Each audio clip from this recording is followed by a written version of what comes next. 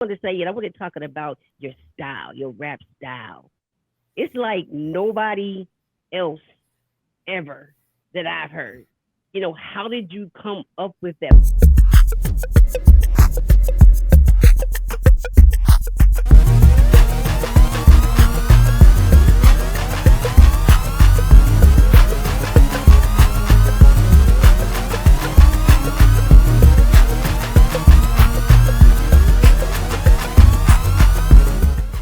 Hey, welcome to KROSS BARZ, the podcast where we discuss interesting topics with alternative perspectives. I am your co-host, Big O, and I have with me...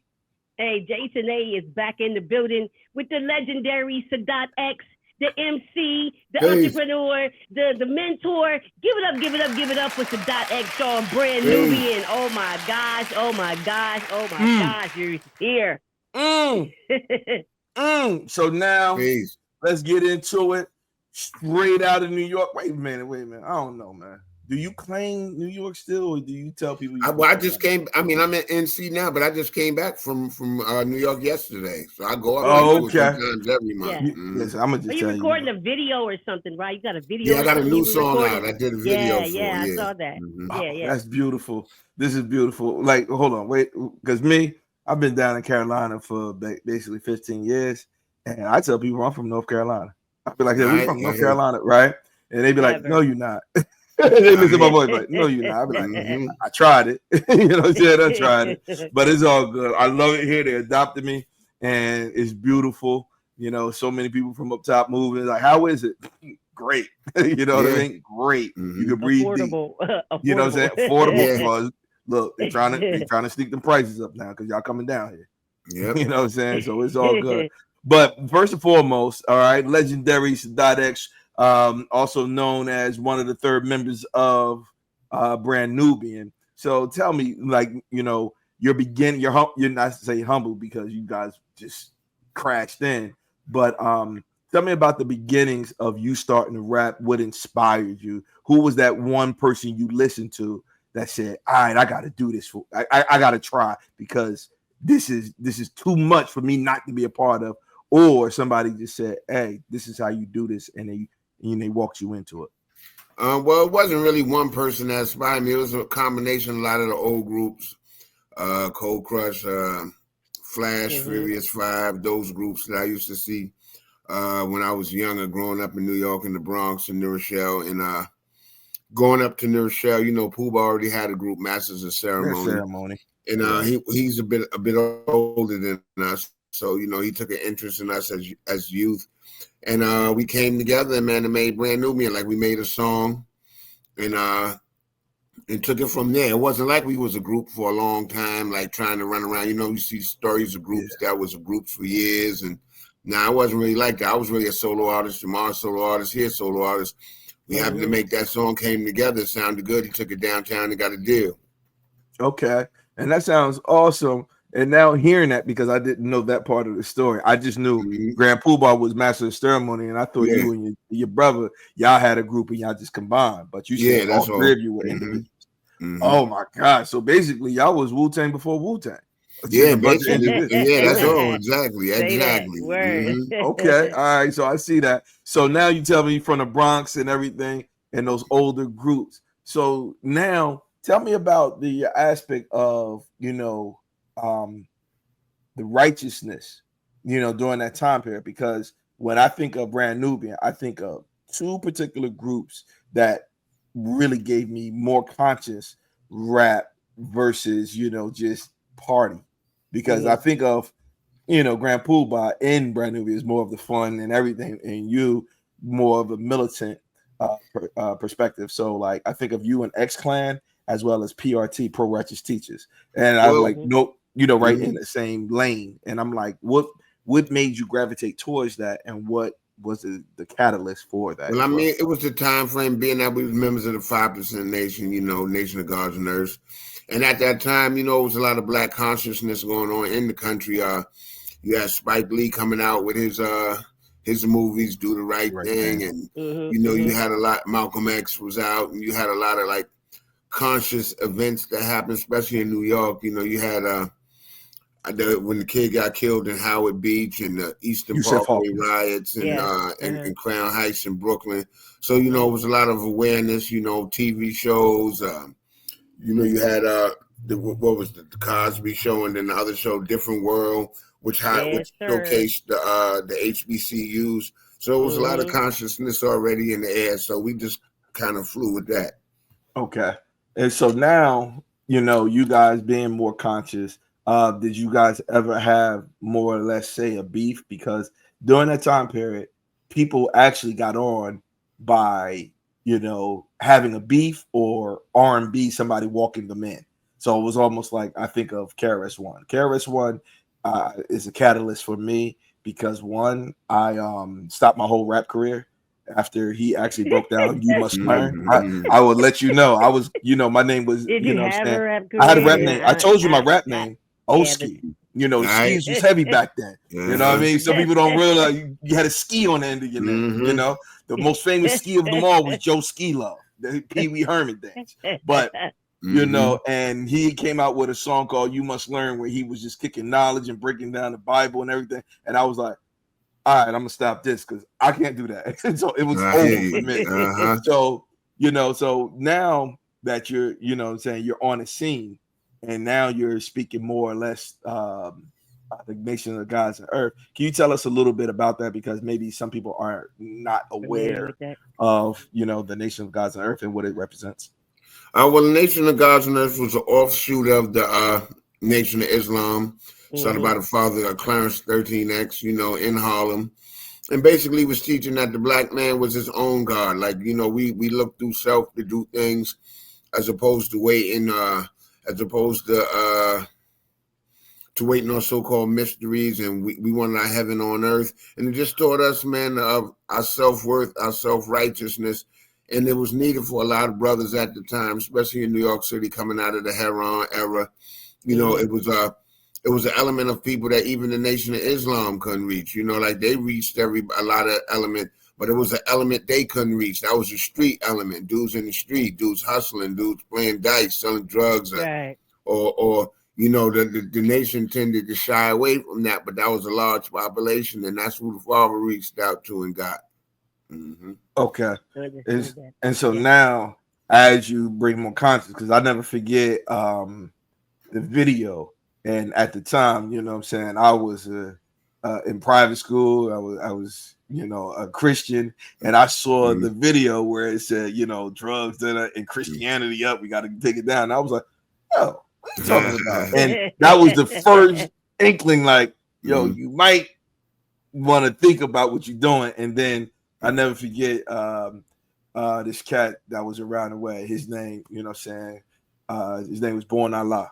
And I was like, he was a 5% nation guy. And I was like, yo, Born, what's going on, man? Well, y'all got a problem with the Christians? He was like, man, and he was like, look, you're too young, but I'm gonna give you a little jewel. Like he was talking like that in the 80s. He said, I'm gonna give you a little jewel. It wasn't that we had no problem with anybody else. It was just that, I guess groups seen us as having so much self-love for ourselves that they took it as we was alienating anybody else. And we were like, we're not alienating anybody, but we got to save ourselves first before we can even begin to reach out and do things for other people. So that's what that basically was. Yeah. And Born Allah hit me with he said, listen, if we come from slavery, do you think they'll give us anything that will help us? Everything from slavery is bad. So why wouldn't a religion be? And that was the seed. It grew. That was the seed that started. It was just like, oh, hold on, but that was the seed. But go ahead, Jack. Yeah, no, I was doing, because I had to learn. Growing up, I always thought it was all the guys I knew that were for 5%, they were all had just come from prison or something like that. But when I started to read for myself and kind of really understand what it was about, it's actually some really good things in there, like the mathematics for today is 8. You know what I mean? It is so. And then, I was looking at my name, in the alphabet and, how it, what it spelled it out and all that. And so in saying all of that, like, how do you stay, is that the spirituality that you use to keep you focused and to keep you from, going left? Because a lot of hip hop artists then went that way. Is that what keeps you grounded as well? Basically that. And then I had a pretty good upbringing. I had solid people around me that was excelling. You know what I'm saying? That didn't dwell on poverty or wear poverty as a badge of honor. You understand? I had people around me that stressed education and stressed that we came from the greatest things and we supposed to have the greatest things, and maybe hard Scrabble stories of eating cereal with water. Never that. Nah. I wanted the best things. Coming up, having no kicks or this or that. Nah, never that. I had always the best stuff like I was supposed to have. Like we supposed to have. You understand? If you didn't have it, you know, like maybe your peoples was hustling wrong or whatever. But, you know, I was taught that we supposed to have the greatest things all the time. Gotcha. So you had mom and dad in the home? Did you have your mom and your dad at home? Yes, I did. And my pops was from the projects and excelled. You know what I'm saying? He was from the projects, but he didn't have a project mentality. You know what I'm saying? He was determined that this wouldn't be a generational thing. You understand? Like you got, even on my side, you got people in my side, they've been in the projects forever and will be in the projects forever. And there's nothing wrong with it, you know, if that's what you want to do. But then don't complain about it either, you know, saying this and that, like you want to be there, so you ain't made no steps to get out, you know what I'm saying? So there it is. Yeah, absolutely. And you know what? We haven't heard as much rhetoric about, hey, I come from a 2-parent household. Sometimes people like to downplay their father and their family and things of that nature. One particular artist, it was kind of weird when, you know, he started doing business with his father publicly. And I was like, you know, back in the day, kind of, you said, you know, like you painted a different picture. You know, I don't know why we like to take that hard Scrabble poor narrative. There's nothing flying that to me. And like I said, I love Jadakiss, you know, but I was like, wait a minute, brother. He said something totally different. He refuted that, like, nah, I was here. You know what I'm saying? Absolutely. And I was like, okay.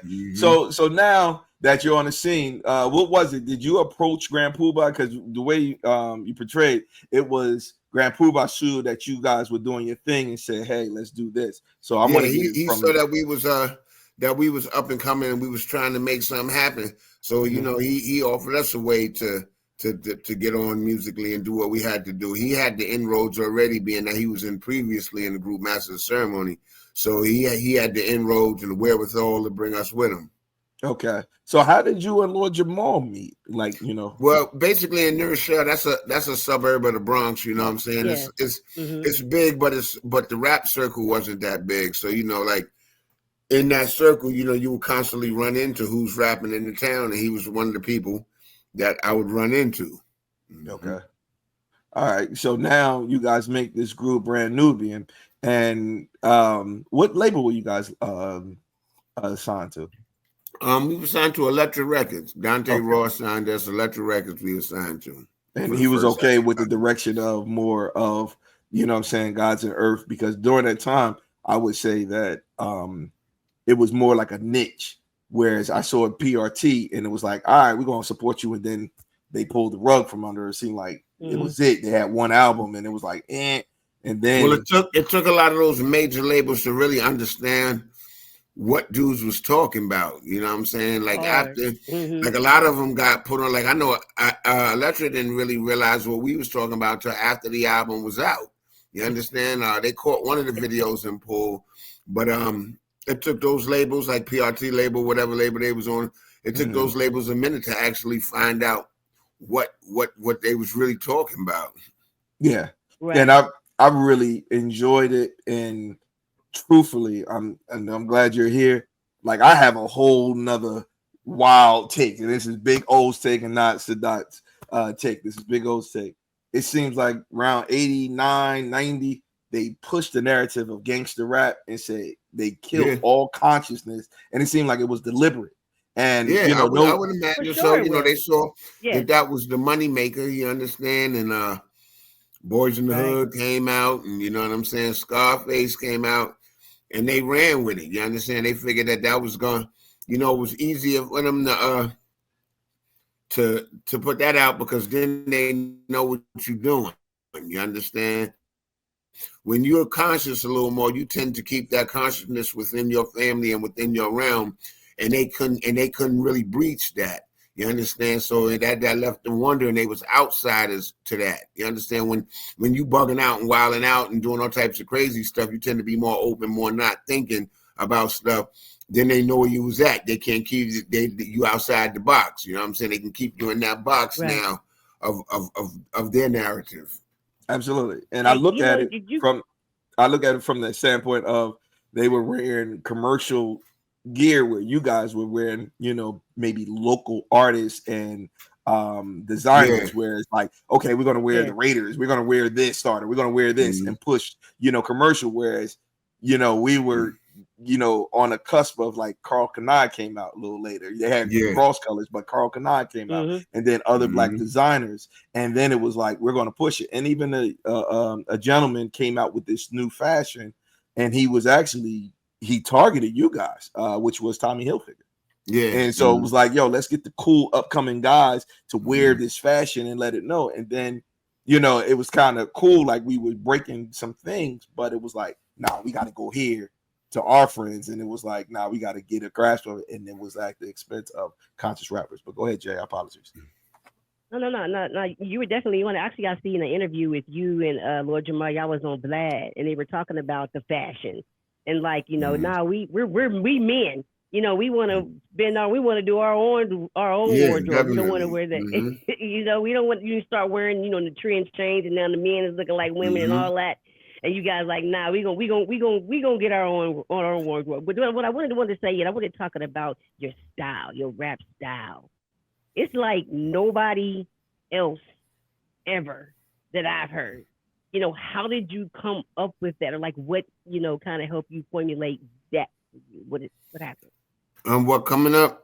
I had a lot of people that I looked up to, and I like Grandmaster Caz, Big Daddy Kane, Coogee Rap, KRS-One, etc. I liked all them dudes, but I didn't want to be those dudes. You understand what I'm saying? I was like, I want to have a place with those dudes, but I don't want to be them. You understand? So I always shied away from that. I think a lot of my style came from reading books and knowing some things about the world, about different places, about different events, because the more you know, I feel your vocabulary grows and your mind grows, and you're able to talk about more subjects and more things. So that made me shy away from them. I was like, I love KRS-One and Coogee Rap, but I can't rhyme like them. I can't rhyme like Coogee Rap, but I still want to be in that place where he's at. So that's what pushed me. You wasn't afraid like they're not going to accept this because it's totally different. Every beat has to fit. It's like not your voice, the beat. I can't even picture how I'm gonna say it. It's like the beat has to fit your voice. Like every beat for you, for me, from what I learned, like everybody, some people just get on. Nah, the beat kind of dances around your voice. The way you kind of go up and down for me, it's like the beat. I don't know how to really explain it. It's like your voice is an instrument.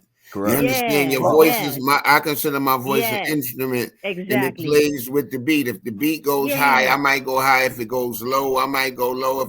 If it's staccato or if it's fast or low, I like to play. I play with it.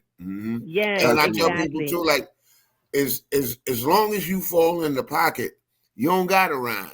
Just it gotta fall in the pocket. It's like when James, it's like when James Brown was playing and he told the drummer, "Don't worry about it. Just keep the pocket, and I'll be where the pocket is." And you see James go. But one thing you notice about James, he was always in the pocket. Absolutely. So now I started like definitely listening to different podcasts, different magazine articles, and they said that everyone back during that time, late 80s, especially going to the 90s, everyone had a distinct voice. Yeah. So you didn't have to know the group or whatever, but you knew when that came on, you're like, oh, that's Run from Run DMC. Oh, okay. Then you listen to somebody else. That's LL Cool J. He has a distinct voice. One of the most distinct voices of all time, Chuck D from Public Enemy. As soon as he come in, I put in that category. I'm like, oh, that's Sadat. Like you, Pooh-Bah, y'all all had distinct voices in the group. Sometimes I always laugh, as I got older, I'm like, I could tell all of them apart. And Wu-Tang, I used to always be like, is that Ghost or Ray? You know what I mean? I was in the beginning, like, is that Ghost or Ray? And then it was like, oh no, I know all of them apart. And that was because back then, man, like it was like It was like rap was a boutique. You understand? It was a boutique store. Couldn't be And like it was somebody else. items that was specially made and Yes. specially home. Whereas now, rap turned into the mall and it became a mass production thing. And Boy. you know, like these labels, they want to generate money, so they're going to generate money on what's the sound of now. And if a girl sound like Ice Spice now and is winning, then they want to get an Ice Spice now and win, because see, what it is every year, if you look at rap, somebody fit the suit every year. They give somebody the suit to wear for the year every year. Every year, somebody that come and fit the suit. And the way rap is now, I tell a lot of these people, if you're in it long enough, you should get to 15 minutes of fame. The key now is what you do after that. You understand? Like, how do you maintain yourself in that? Like, I tell all the young artists, like, what do you do to maintain yourself? Like, it's when you go see some of these young artists, then you see they really don't know. Like, that's because the A&Rs have gone, A&R artists and repertoire. They taught you how to do interviews. They taught you how to perform shows. You know, like these kids, they come into a show, they got one song. After the one song, what you gonna do? Even with a small slot, like, and I tell these young artists, you got one song. That one song is 5 minutes. Coming out as a new artist, you might get a 15-minute slot. Yeah, and that's light. Now for now you do your song for 5 minutes. You got 10 minutes of dead air now. How are you? Do you know anything about the city that you in? Do you know anything about the places in that city? You know anything about anybody famous from that city? See, that's what coming up taught me how to read and taught me how to do. So if I go to St. Louis, I'm going to name you some food spots in St. Louis. I'm going to name you some schools in St. Louis for Sean. This school over here, Eastern over here, some of the famous people from St. Louis, because you always want to make the crowd feel a part of the show. You understand? It's not worse than going to a show and somebody get up there and even forget the name of the city and say the wrong name. Yo, what's up, Toronto? And you're in Detroit. Toronto, you know, York. Exactly. You know, that's what is missing today with a lot of artists. Now, I'm not gonna say them all, because there's a lot of young artists that are doing their homework and that are well versed on the scene. Yeah. So for my next question, is there any group that you guys went on tour with that you said, I don't like going after them because they just like ripped it down? Oh, I have a story about something. And also when we was coming up, they still had what I call universal shows. They don't really have these shows no more like this. Like, I remember doing shows. It might be us. It might be Brand Nubian, Yo-Yo, MC Breed, and Paul Righteous Teachers. You know what I'm saying? Brand Nubian, Brand Nubian, NWA, and this group. You understand? Or Brand Nubian, Dog Pound. Like, they don't have. So it was, you know, so that groups that was hard to go on after. Onyx, Tribe, De La Soul. You know what I'm saying? Because especially De La, because they knew how to do shows. You know what I'm saying? EPMD. You know, and that's why a lot of those groups that I'm naming are still able to go and tour today. Are still able to go into places in Europe 30, 40 years ago that they was going to, can still go into now. You know, see, a lot of these young artists, they don't see you on TV or on the internet, so they think you ain't doing that. They think you're you know not relevant. I have to explain to a lot of these kids that being on the internet, that ain't nothing like you think it's making you. You know how much streams and stuff you got to do to really see $1 on that? Like, your stuff is coming from shows now and like that. Ain't nobody buying records no more. You understand? So you gotta. It's a gimmick, man. You gotta know how. You gotta have some type of gimmick in you. I tell all these young kids, if I take you and put you in a bag with the rest of these artists and I spin it around and I pull you out, what's going to separate you? You got to have a separation factor. Yeah, absolutely. There's a artist, I follow her on Instagram and I love her style. And she actually made that statement saying that, you know, what's the use of me dropping a whole album LP? I could drop an EP, you know, stay hot and then create my brand and fashion. And she has bars. I think I put her in the top 5 of girls. Like, I know there's more girls that's more mainstream, but she's really like one of my favorite, and that's Lady London. Oh You yeah, know, yeah, yeah. She's dope. Yeah, yeah, yeah. She's really dope. Yeah, no doubt. yeah. I Latina White love Cell Lady. niece. Yeah. Yeah. She's dope. So I love Lady London and her whole style and everything. And I'm like, you know, the people I grew up on. So you know, Lady London is one, and Rhapsody is the other one, because I'm for bars. Mm-hmm. You know what I mean? Like, Right. yo, I got you. You can look cute and Mm-hmm. everything, but I'm past that. What you saying? Let me see some substance, because I was from the era where people came through talent shows and then you saw people blow. You be like, oh, they gonna be up. You know, like they next. Yeah. And then you saw some people that get in the talent show and you be like, yeah, you better keep your day job. You know what I mean? And I think that's the part where now everybody and their mom could do something. Because if you had to do a talent show, because you can do it right in the crib. You can create any persona. That's why a lot of these kids have so much beef and this and that. It's because they create these personas in the crib, and then when you see each other in the street, it's nothing. Like when I came up, if you said something on a regular, you better have it, because somebody would check you, and they come right up on you, no guns and nothing like that. They just check you. All right, where's it at? Let me hear something. You know what I'm saying? Right. You know, these kids, they get high, and not all, some of them get high and this and that, create all this wildness in the crib, and then have to go out in the street and actually live it out. Sometimes I think they don't even want to live it out, but they put so much into the act where it forces them to do things they really normally wouldn't want to do.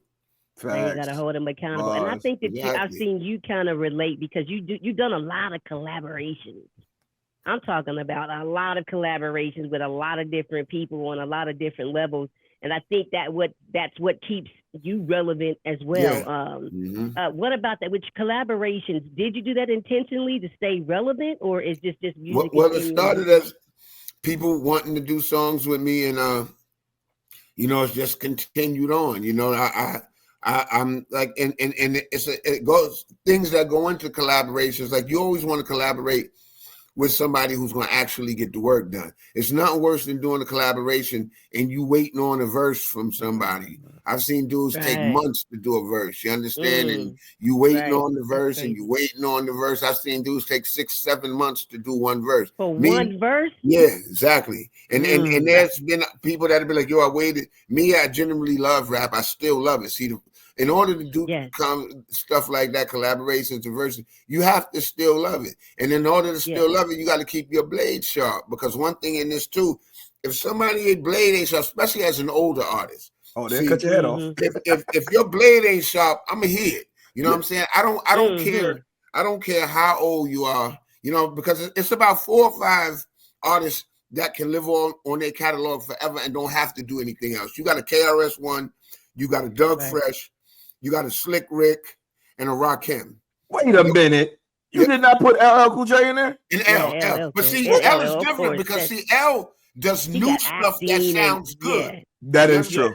He does new stuff that sounds good. Rick Ross and his album that he made recently, that was sounding good. Correct. I'm not going to take nothing to some of the artists I just said, but some of them have done some stuff, and you be like, nah, that ain't it. I got you. Okay. I would rather you just did the old stuff. Still do stuff. I feel like I'm an artist. Like, I can do some of the old stuff, but I need to be doing new stuff all the time. I got you. Prince, that happened to Prince. Yeah. You know what I mean? He came out with some new stuff, and he said, I'm not going to play any old stuff. And I was like, bro, you going to have a problem if I show up to your joint and I don't hear Purple Rain. You still got to mix it in. Yeah. If you force feed a baby, he throws up. You still got to break the food down. You got to break it down. Absolutely. And listening to you, because I always look at people's top 10s, and I say, I learned I cannot have a conversation if you're not of a certain age. You know what I mean? Like, you know, some kids like, you know, Lil Wayne's the greatest. And I was like, okay, are you, you know, and I'll say something like, just see where they at. I said, you said Lil Wayne's the greatest? I said, okay, now I'm going to say something that's not popular, but I want to see how you handle it. Is he better than LL Cool J? And they like, way better. And I said, okay, we're going to stop this conversation. Exactly. Right. You know what I mean? Like, they're going to stop it right now. You know what I mean? Like, history. Got to do your research. Gotta have the conversation. You know what I mean? And I'm like, you got to realize the whole label was built off of this man. You know what I mean? Like, Def Jam is built off of... And you just got to teach them. You got to teach the people, especially with music. Hard. You know, like, I can say R&B, if even going by R&B, I can be like, yo, James Brown was the greatest, this and that. But then my mother might say, no, it was Sam Cooke. this, that, True. you know what I'm saying? So, True. Right. you know, Depends on it varies, you know what I'm saying? Yeah, but it's what they're trying to teach. You know, everybody ain't gonna get the message. A lot of these kids do get the message if you teach them. You know, the thing with these kids is that I see, especially with the young dudes, if I see young dudes in front of the store, that's how it is nowadays. You see a bunch of these young kids in front of the store, and they looking at you, you looking at them, and they just want to see what you gonna do, and you want to see what they can do. A lot of times, if you just say, "Yo, what's up, fellas? Y'all good? Oh yeah, OG, we all right." Boom, bang, boom, and you keep it going, man. Right. That sometimes develops a relationship because they already feeling, oh, they ain't gonna understand us. This not be like, y'all understand something. Let me tell you something. If I understand, I'm not gonna tell you how to dress, how to do yourself, but pull your pants up just a little bit. You understand? Because you know, or you might want to. I see what you did, but you might want to do it a little different next time. Because look up in the sky, see what you did. When I did that, they didn't have all this. Now look, you see a camera over there. You see a camera over there. You see a camera over there. Now you under the spotlight. So when they run up on you, you can't say nothing because you damn sure that is you, and you was under the spotlight. Absolutely. But do you think hip hop should be responsible for that in a sense? Like all of you guys who are pioneers, like is there not a class, a college course, a union for artists that go back and talk about those things to give the history and all of that to the new ones that are coming up? Like how have you given back to that part to keep it, like to keep them knowledgeable? Well, I've taught in the school system for years, but see, my music is always the good and the bad. I'm gonna give you the good side, and I'm gonna give you the bad side because I've lived both sides. You understand? In any aspect. So I'm gonna tell you, yo, you can do this, and this is gonna happen, or you can do this. I've been in the jailhouse, but then I've been in front of white collar board meetings. You understand? I'm teaching sterile processing now at work. So, you know, I'm gonna give you both sides, you know, like a lot of times they say rappers is role model to an extent, but also you got to learn some of this at home too. Like it's not up to me to teach all the job. That's part of it. You're supposed to be learning at home. Right. You understand? So if your parents don't know, you don't know. If a parent, I tell these kids, I used to also teach in the school. So I tell them a parent is a parent and not your best friend. You understand? Right. If she's hearing this a lot, because I'm around kids, so a lot of times I see what the kids do, and then when the parent come in the classroom, I'm like, okay, now I see why she's like this. Why the parent is like this. You understand? And she's like this, that, and then she come in and she's like this, that. I said, okay, I see where that is now. You understand? Absolutely. Now it was difficult for myself as a new teacher, and a principal said to me, you know, little kid was just cussing up a store. It was like, Mr. Long, you can't kick him out every time, you know, excuse me, young lady. It was like every time she start cussing, you can't kick her out, you know. And I'm like, it's one thing to cuss, it's another thing to cuss me. Yeah, all right. So I said, no, you know, you cuss me, we got a different type of problem because you know that.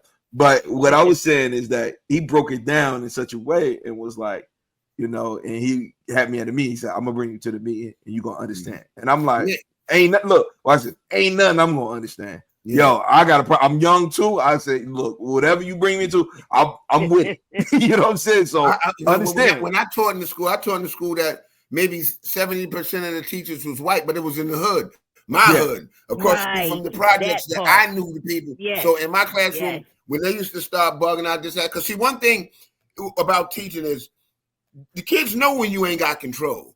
They know from the rip. Absolutely. You come in that room and they can tell by your first movements. Oh, we got one, y'all. Yeah, we got one. Listen, I used to tell you, hey, listen, I closed the door.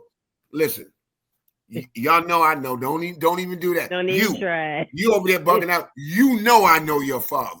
I can call him right now. You understand? But I used to literally have to go through the projects with my kids sometimes and be like, listen, one kid, he kept on coming out there throwing up gang signs and this and that. I said, all right, cool. The kids across the street pressed him. I took him over there. I said, look at this kid right here. I said, you see this? He is not a gang member. They said, well, Mr. Murphy, tell him to not come throw up no sign. You hear that? Next time they throw up some signs and they kick you in your ass, then you understand. And then he went home and told his pops came to the school and said, "Thank you, X. I've been trying to tell him that." Yes, you need that. You definitely and my need situation was the principal had me in there, and the mom came in. What the? Hey, you bringing me up to the damn school in the first place? And I said, "Oh, here we go." Like I was like this. Like I look at the principal like, Verb, you right. You know what I'm saying? That's all they hear. That's all how they communicate in a household. Yeah, that's how she communicates in the school. Okay, I get it now. I understand. So it was just like, yo, don't cuss me, because number one, exactly. Whatever you do, you don't do that in here. You don't do that here. But I was like, I understand, some parts. But this is the time of the show we actually do this this thing called This or That. All right. So my whole objective is to make you say both, because the question is so difficult. You couldn't even choose. You gotta say both. So you could choose one or the other, and then you can also say neither. A couple of people was like, nah, neither. All right, so I'm gonna give you a little easy one, a little warm-up one. All right. Oatmeal or grits? Oatmeal. Okay, whoa. Yeah. Right. Okay. Yeah. Real easy. So some gonna get hard, some people get overconfident. And I was like, oh, you think that? Okay. All right. So, I'm going to start off with a somewhat hard one. All right. Michael Jackson or Prince? Damn. Yeah. I'm going to have to go. Both of them were super dope. There you go with Mike. I got to go with Mike. Mike. Okay. Oh, we got to go to Superstar, your era. Big Daddy Kane or Rakim? Damn. I'm going to have to say... Damn, because see, I know both of them. Let me think back in my mind growing up in the it's dead. Yeah, they was both. I'm from up there. I know they was the both 1 and 2, like 1 and 1. We was saying who was the best. Yeah, I'm gonna have to say both. I'm gonna have to say Ra. Yeah, sticking with the gods. All right, got you. Not a problem. Okay, let's go with a little something easier. A little easier. Him the god. Yes. Okay, no. Let's keep it hard. Let's keep it in your head because he's a legend. Nas or Biggie? Well, I'm gonna say for the body of work and for as long, I'm gonna have to go with Nas because Biggie didn't get a long enough run, and I did enjoy the Big, but I'm gonna have to say Nas on that one. Yes. Okay. Yes. All right. So now let's go with some more difficult ones. All right. LL or KROSS-One? Ooh. Both of them. See, and both of them, it's hard with them because both of them is still making good music now. Absolutely. So it's like, damn, they still making classics. I'm gonna go with L, man. I'm gonna go with L because see, L is sometimes, I don't know, for whatever reason, sometimes he gets pushed as to not in the top tier go. But to me, L is a top tier. He on my Mount Rushmore. You know what I'm saying? Yeah, he's on my Mount Rushmore. So yeah. Okay, all right. I got you. Okay, all right. That's the blue. All right, let's give you another one. Let's get something a little easier. Easier. All right. Megan Thee Stallion or Glorilla? Ooh. You know what? I like Megan Thee Stallion, but I like Glorilla's rawness. Like, Glow. Glow. Something about her, man. She's just authentic. You like, I like her. The gritty and authentic. I got you. Hey, she just got that gospel award on BET. She looked at him like, I know that was strange. That was pretty strange. That was but they had to give her something. She was in the front row. Yeah, that was cool. Yeah, that was cool. All right, now look. I like this little pocket I'm in because I'm twisting them up, but you giving it up, so I'm gonna keep it there. Yes, sir. All right, Scarface or Ice Cube? Damn. Yeah, I'm gonna keep it here because you get him big. I ain't get both out of them yet. Oh man, so I'm gonna keep it up there now because now Cube. I'm out because Cube was at a time in my life, but I got to go with Cube on that one. I'm gonna go with Cube. It's a tight one. He didn't win by a lot, but he got there. I got to go with Cube. All right. Okay, you doing that? Okay. All right. So all right, let's go with this one. Let's see if I can get him on this one. De La Soul or Tribe Called Quest? Oh, come on. Yeah, I'm dead now. That made me mad just now. Oh man, I'm gonna have to go with the Tribe. I'm bringing it down. You know, like Jay, no, I'll give you some easy one like the Knicks or the Nets. Like, you giving me all. I'm keeping them up there. Yep. He knows music, and like he said, he reads and he understands the root. That was a hard one though, because I've seen De La Soul Boy's blueprint for his professionalism doing shows at the blueprint. Okay, I'm gonna twist it up a little bit. I'm gonna twist it up. I'm gonna give him something little. All right, Beyonce, Alicia Keys. Ooh, and see, it's two different. Yeah, styles make fights. I'm gonna have to go with. I'm gonna have to go with B. I'm gonna have to just go with B. I gotta go with B. Okay. All right. Let me see where else you going. All right. See, you messing with me. All right. So if you gonna mess with me, I'm gonna mess with you now. Okay. Right. I want DJ Premier or Pete Rock. Ooh. Yeah. I'm keeping it there now. Oh, you ain't giving me buy you lunch on this one though. Yeah, because he ain't giving me nothing. So I gotta keep the bar up there now. I'm not even going. I'm not showing him no breaks because he ain't giving me one. I got Pete. You know, New Rochelle and Mount Vernon is right next to each other. Yeah. So I've known Pete since high school. I'm gonna have to go with Pete on that one. I gotta keep it. I gotta keep it local. I had to keep it local. Oh, Jay, we just went viral. Yeah, we just went viral. And I love Primo to death too, though. I love Primo definitely. Oh, okay. He like what he like. A man knows what he like. Let's go a little bit to the south. See where you at with it. All right. Jeezy or Ross? I'm gonna go with Jeezy on that one. I'm gonna go with the Ice. I gotta go with Jeezy. Yeah. See, I'll get a little. Yeah, I gotta go with Jeezy. I got you. Okay. All right. Let's go with another one. Forrest Whitaker or Morgan Freeman? Ooh. Both of them got classics. All day. You know, I'm really looking at The Godfather of Harlem right now with but Morgan Freeman's whole body of work also. And Morgan Freeman was on one of the kids shows coming up. Absolutely, Electric Company. One of them, I gotta give it to Morgan. I gotta give it to the OG.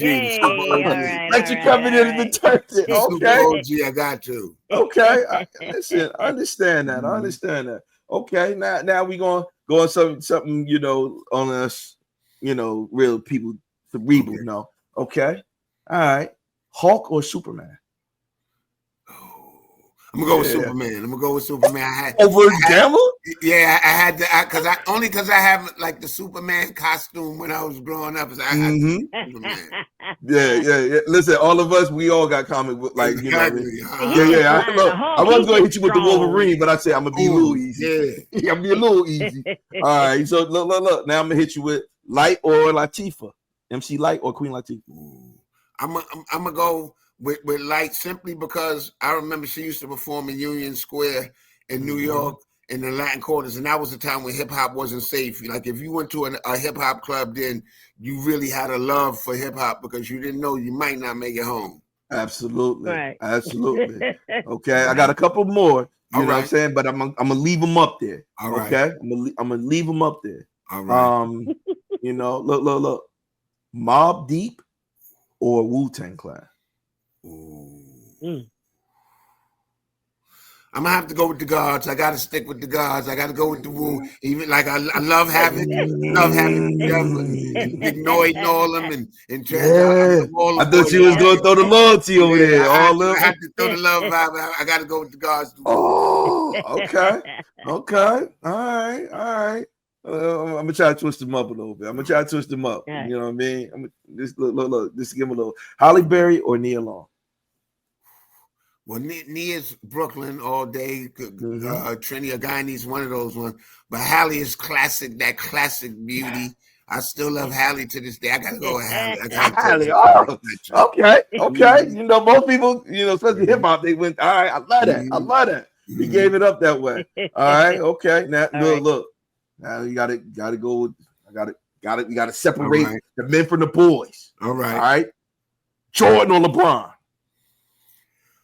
I'm gonna go with Mike, simply because Mike didn't have no friends out there. He killed everybody. Anybody and everybody was prey. Mike. Yes. Go with Mike. Okay. Mike. Now, look. Okay. Well, you know what? That's Let it. me hit you something in your era too. Because you know what? I'm not cutting you no breaks for that. All right. So I got something for you. All right. Marvin Gaye or Teddy Pendergrass? Ooh. Yeah. Well, Teddy had a concert at the Apollo with just women that was sold out. All women. You couldn't get in. Not boys. With a whole stage full of panties. Damn. They called it a lockup. Marvin was fly too, especially Nappy Marvin on Soul Train. You ever see Nappy with the Koofy? Koofy Marvin. Yeah. He had the separate Nappy Marvin. Nappy Marvin. Yeah, because Nappy Marvin with the knitted hat. Yeah. Marvin, one of the first things to do all them ad-libs. Ad-lib tracks. You listen to Marvin tracks all over the tracks. Yeah, he laid down singing. Yeah. You know what I mean? Yeah, absolutely. Okay. All right. Rick James. Look. Oh, yeah, I got to throw one more. Rick James or Luther Vandross? I got to go with Rick. I got to go with Rick. That was easy. Yeah, that was easy. You know I was going with Rick. Yeah, that was easy. I got one. The rest of them I left up there because I was like, you know what? You ain't give me both. And that's commendable. Everybody gets one. They be like, ooh, even some of the look, I'm listening. And I'm listening. I'm like giving you pinnacle because I was like, let me throw Heavy D in there. And I was like, nah, that's too close. All right, you know what I'm saying? That's too close. Let me throw some of the in there and everything. That's awesome. Go ahead, Jay. Oh, I love it. That's really good. I really like that. I got a couple questions before we get out of here. I know you got to go. I know that you are a father and Father's Day, just passed. So, is there anything that you've learned and from your children that helps you to be a man? Is it something that you learned from them as a father? From my father, I learned being there. You understand? My father, he wasn't the smartest person, but he was there. You understand? He was there. He took an interest in what we was doing, and that makes me take more of an interest. I got a 34-year-old daughter, and then I got a 4-year-old daughter. That's what I just. Whoa! Oh, you make your own grandchildren. I got a 2-year-old daughter. So, and a lot of the things that I didn't do with my 34-year-old daughter, now I see, and I'm trying to not make that same mistake with my 4-year-old daughter. So I would say what I learned from my father was being there. Being present. Got you. Absolutely. Gotcha. Okay. And a couple more questions I have. Hold on. I want to talk about hip hop, and I think I did this when we were talking to another guy. 3 questions about hip hop. What has hip hop taught you? Hip hop has taught me. It's taught me humility, and humility in the sense that like when you up and riding, you good, but then like you may have some new stuff out that you thought was fly, and you put it on the internet, and it's always gonna be that one person that be like, "Yo, why you never made another record since All for One?" And you're like, "Well, damn, I made a whole bunch of records. I did. It's taught me humility. It's also taught me to see the world and take advantage of seeing the world. See, when we was younger artists, when we would go around the world, I didn't take it into perspective. Like I might not be coming back here again. So now when I do go to these places, I try to observe it a little more, get a little bit more within the culture of the places. Right. Yeah. All right. Next question is, how have hip hop saved you? I think it saved me by a lot of my friends went the wrong path. You see, I came up in the era of crack. You understand? When I came up in the era of cracks, everybody in their family had somebody, especially in New York, that was affected by it. Friends, I came right up in that era of some of my friends are gone from crack, from smoking it and dying to selling it and going to jail or getting killed. Right. So I've seen both of the spectrums of it. So I would say that definitely. Right. And how has hip hop made you into the person that you are? It's made me into the person that I am because it's definitely financially compensated me at times. I had to learn how to make the money that I did get work. A lot of people, they don't understand. They're like, why are you not a millionaire? I'd be like, when we came out, we signed the contract for $5,000. That's not a millionaire, but $5,000. That's what I got for my first contract. $5,000. For how many albums?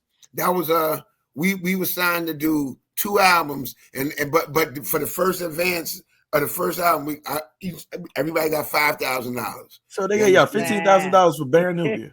Yep, exactly. Wow. So that tells you the spectrum of the deals that was going on then, and how much you didn't know. Because see, I was happy with that for the simple fact of I wasn't getting nothing to rhyme, so I didn't have a perspective that I didn't even know I was supposed to get more. You know what I'm saying? Yeah, okay. Right. They're gonna give me this, so it's helped me that way. Just by seeing the world, meeting friends in places that I'm still friends with today. Absolutely. Okay, man, that's deep. Jay? Yeah, it is. Okay, Yeah. because now I'm just like, I got a whole bunch of questions now. All right, so my next question is, getting that, were you guys asking for advances on future albums? Future album, once we learned and we got in there, we learned the simple nuances of the game. We were able to position ourselves a little bit more. It's just on that initial come in. That's where they got a lot of groups in my era on that come in. Because see, like up into that era, nobody was getting money for it at all. You know, you might do it unless you was doing shows somewhere like at the local spots, like, you know, like you wasn't getting no money for it at all. So to get a little bit compensation was a plus. Wow. And do you guys own your masters, or the label still own the masters? Well, the label owns a lot of the Brand Nubian masters. I own most of my own solo masters. Gotcha. But as far as Brand Nubian, the labels own those. Wow. Okay. And is there a point where they turn those over back to the artist, like a certain point? I think they got like the 30-year clause or whatever. Like after 30 plus years, you can get them back. So that's what we're currently working on now. Yeah, because you're coming up on 30. Yeah, definitely. It is 30. Mm-hmm. So, you know, that's what we've been working on, getting all our old stuff back. Okay. And what about movies? Because, you know, a lot of times you'll see some people in premieres and you look and say, wait a minute, I know who that is. So are you working on any movies? Or well, I mean, I haven't. I've done little light acting things, but, you know, for me to do movies or something, I think that I would really have to be immersed in the craft. Like I just wouldn't want to be thrown into a role. I would actually want to have had a couple of classes so I could really do it right, as opposed to just looking like a rapper that just got a role doing some rap stuff or killing somebody or getting killed in something. Yeah, and this is just Big O because Big O is pitching for himself. I'm just saying that because when you receive your masters back, I've seen a lot of people remember in the era where rappers and musicians were throwing those short movies in their DVDs and CDs, and it was helping their sales. And I was like, you know, when you receive it back and that be the soundtrack, because soundtracks drive a lot of the movies. Like Belly, everybody remembers Belly because of the intro into Soul to Soul. And I was like, no, we was rocking Soul to Soul, and then they put it in the movie. Some people never heard of Soul to Soul until Belly. Definitely. And I was like, what? Up in New York, New Jersey, Philly, we was rocking that. Yeah. And it was like, no, that's the first time you heard it. You know, take some of your movie and sync licensing right now. Yeah. We've done that before, licensing some of the stuff, definitely. Sync licensing. And then your voice, like you could do voiceovers. Yeah, definitely. I've done that too. Mm-hmm. Yeah. And look, Big O can star in the, what's your man name? Irv Gotti. Irv Gotti was doing, which he said he didn't understand why no one was doing it. And I was like, it was genius. I just wish they would have gave him more funding. He got funding eventually, but you know, he passed unexpectedly. But he was actually turning people's songs and turn them into short stories on BET. And it was like, you know, for those who are lyricists like yourself, Brand Nubian, there's several of, you know, you had to be a lyricist back in the day. You know, the non-lyricist came a little bit later. You know, but you know, you actually having those movies and it's like, don't let it go to your head. Okay, slow down. You know, those could be actually little small short video. It don't have to be a motion picture, but small videos. And he was doing at each one. So like when I saw DMX, when he did DMX Slipping, and I was like, yo, I was mad it was only an hour with commercials. I was like, yo, that shit's been a whole movie. And I was like, yo. And so the concept is there. And that's why I was just, you know, and I would just lead into that because I was like, yo, that's just, to me, that's a layup. No doubt. You own your stuff. Like, yo, I own this now. Here you go. BET. Right. You know what I'm saying? Let me get my residuals and be a consultant. What is it called? Creative consultant. Yeah, creative consultant. There you go. That's Creative right. consultant. They were like, yeah, what's that mean? A check comes. You know? Definitely. Absolutely. Oh man. All right. So Sadat X, where can we find you on social media? People want to know what you got going on. You know, can you throw your handles out there? Yeah, well, you can follow me on IG on Sadat X Brand Nubian. If you go to it now, you can see the past weekend that I did. We was filming the video for the new song "Here I Come," which is Flex is tearing up on the radio right now. So Sadat X on Brand Nubian, and there's like the IG on the screen right there, and that's me. I handle it and I do it all. There it is. I'm going to work, no question. All right. Going to work. Man, still working. He working in the studio, outside of the studio. Much respect to you on that. Again, thank you so much for coming to hang with us on KROSS BARZ Podcast. I'm Jay Tanae. That's Big O. This is KROSS BARZ. That's KROSS BARZ. You can find us on Instagram and YouTube and all other streaming mediums. You can also visit us at our website, which is www.krossbars.com. Make sure y'all like and subscribe and follow our channel. All righty then. Thank you again me. so much for blessing us. Appreciate it. All right, guys. Peace.